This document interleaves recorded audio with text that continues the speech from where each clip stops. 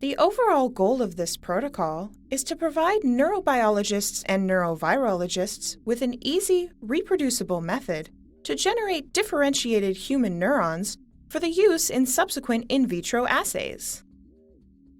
This method can help to answer key questions in infectious disease research, such as determining the neuronal responses to infection or drug treatment.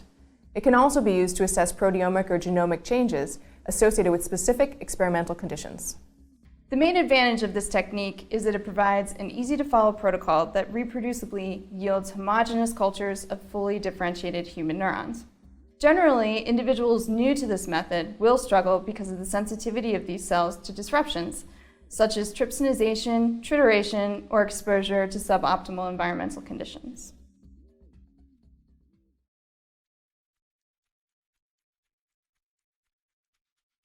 To begin this procedure, allow the media to warm and equilibrate in the incubator in order to establish a proper pH balance before use.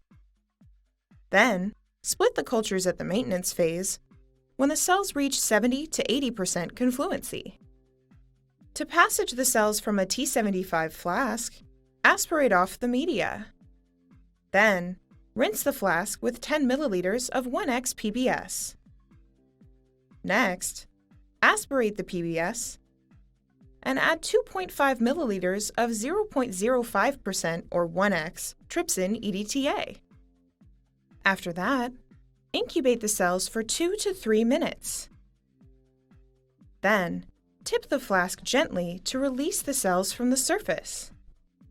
Subsequently, add 10 milliliters of basic growth media and triturate the cells 1 to 2.